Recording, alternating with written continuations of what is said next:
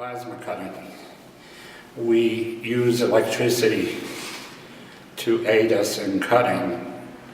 The electrical current creates an arc, and that arc actually creates a plasma by converting some of the electrical current to ionized current, and that creates plasma, and the plasma is extremely hot that it can melt metal at different thicknesses, different settings.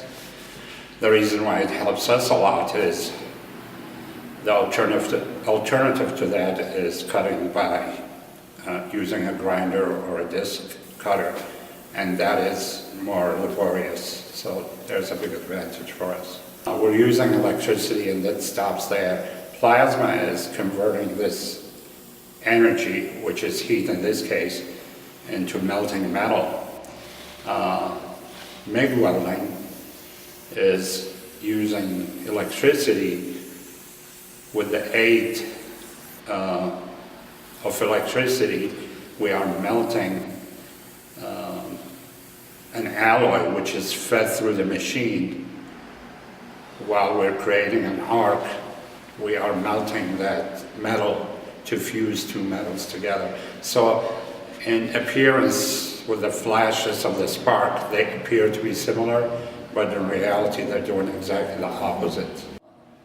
Physical work, that's about maybe 50%. And there's a lot of quality control, that's another really 10%. I'm a stickler to the fact that my pieces have to go out as good as I can imagine them. Engineering part is maybe 20%, 25%. And the reason for that is I calculate visually, I calculate on, not really on paper, but in my head, all of the possibilities of the piece collapsing. This is the engineering part. It's not only analyzing the corners, the lens and stuff, but I really go beyond and make sure that my piece is safe and the public is safe at the same time. As far as I'm concerned, there's no trash in my studio. It's everything I can recycle. These are scraps. This is a 5-inch tube. This is a 4-inch tube.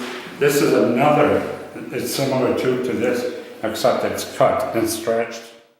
These are usable, so I never minded if I had 15 inches more than I wanted, because I figured it's usable. Say I want to sell the piece, it has cost me about roughly between $8 to $10 a foot, a running foot. So I cannot really afford making mistakes in ordering. Typically speaking, we do not cut pre-existing angles. We cut straight pieces, which I call them sticks, straight tubes, straight pieces. We cut angles, and normally whatever angle I want, we cut half of it, because the other half would come from the other piece to complete an angle, and therefore it gives me the shape I'm after. I saw an aerial view of these trees, and if you look at these, it's half of a pine tree or half of an evergreen tree, and the objective is really for the viewer to finish it. This way I'm forcing the viewer not just to stand there, do nothing, but damn it, do some thinking and finish it. Start welding right away, and then that's when you're gonna cover your eyes. You ready?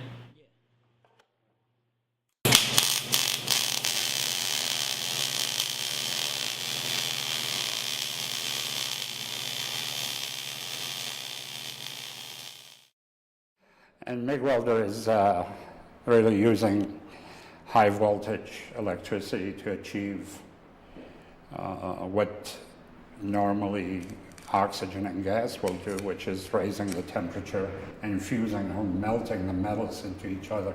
That's what welding is doing, is like you're fusing this piece to this piece. The cut is in here. So when we're welding, we're making these two as one, and a lot of times we use filler material. If the cut has a gap, then we use a filler material. With a MIG welder, it's a machine that has spools of metal wire, and when you hold the trigger, or when you push the trigger, it will activate the spool in moving, and you can adjust the speed, the amperage, all of that. What do you have? 17.8 volts and Yeah. wire speed 188. And to weld a piece like this, you have the gun that is feeding the metal, and then you have a ground that it has to be attached someplace to this metal to complete a circuit. And so this is one piece, this is another. You run a bead in here, and it's melting. Hopefully it's melting both of these surfaces into one. Mm-hmm. And then some sculptors would leave that bead showing. I prefer with these slick lines that the whole area is ground. So we grind it and clean it. And eventually there's a point where you say enough is enough. Every part is useful. I'll turn the line.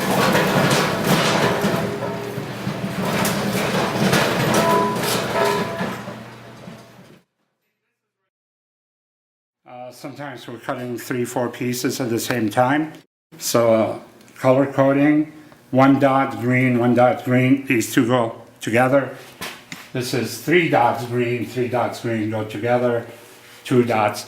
So that, and we stack them because one time we had, I think, something like 12 or 14 pieces that were all cut, not welded. And I'm not gonna go later and say, well, which one is which? So you color code them, and they were orange, green, blue, yellow, on and on and on. So there was really no time lost in the future trying to figure out which one is which.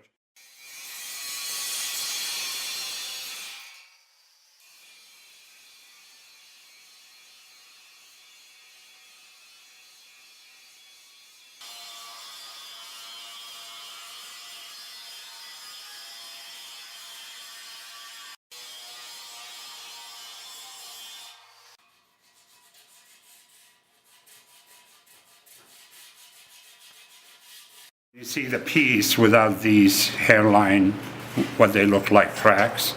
It's just an area that is fused but not all the way to the surface.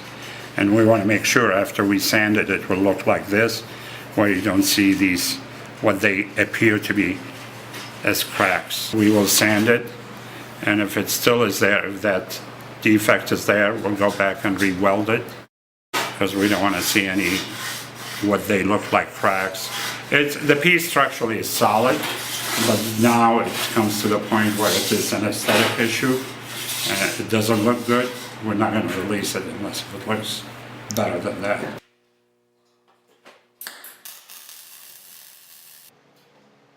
These are really very simple looking, linear. Aesthetically to me, they're very pleasing. But the reality of these, there are a lot of geometry in them. There's calculations of angles. The beauty of them is anybody seeing them will say, I can do that, and I give them all of the power, the energy, the prayer to do it, please do it. They'll find out that there's complexity in the forms. We used to actually take each piece and clean it in-house in the studio. And then we would paint it.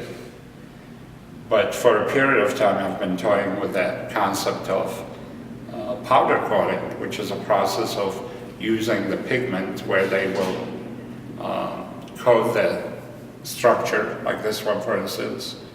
It's coated with a powder, and after it's coated with a powder, it's moved to a kiln that is heated up to 400 degrees, and the powder at that temperature eventually will start melting and fuse to the metal permanently. And we still go through the process as if we're painting it, except we're not painting it anymore. It's a little bit additional money, but I like this powder coating process because it's more permanent than paint. I had my studio for, geez, I don't remember, since 80 something. Wow. Maybe 83, 84, one of those years. I've always had a studio of my own, and that's the way I want it, and I'm always making something.